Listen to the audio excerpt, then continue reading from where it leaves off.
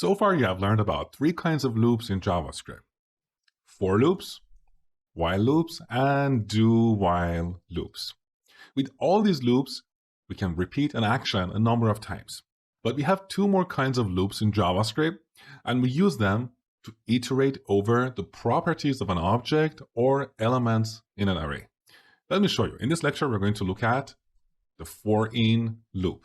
So let's say we have an object like person with two properties, name, mosh, and age 30.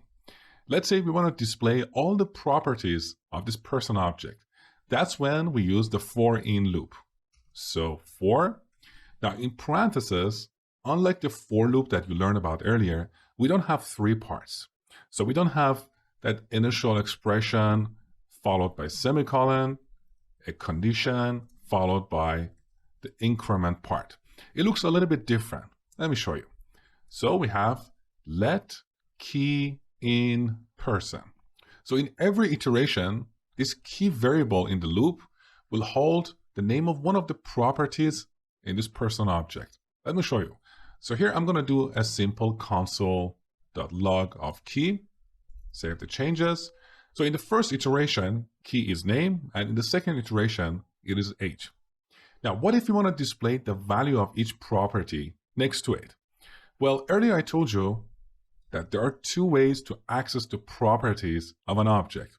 We can use the dot notation, which looks like this, person.name, or we can use the bracket notation. So person, square brackets, the name of the target property as a string. Earlier I told you that we use the bracket notation when we don't know ahead of time, at the time of writing code, what property we're going to access. Perhaps the name of the target property is calculated at runtime. Here is a real example.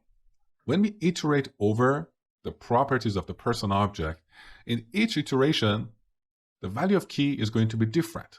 So here we can use the dot notation to display the value of this property. In other words, we can do something like this, because we don't have a property called key in the person object. So that's when we use the bracket notation. So we add square brackets and pass key as the name of the target property. Now let me delete this stuff here, save the changes. So you can see the value of name is mosh and the value of age is 30. So this is the for-in loop, and we use it to iterate over the properties of an object. We can also use this to iterate over an array, but it's not an ideal way. In the next lecture, I'm going to show you a better way, but let's see how that works before we finish this lecture. So I'm going to define an array called colors with three values: red, green, and blue. Now we can use the for-in loop to iterate over this array.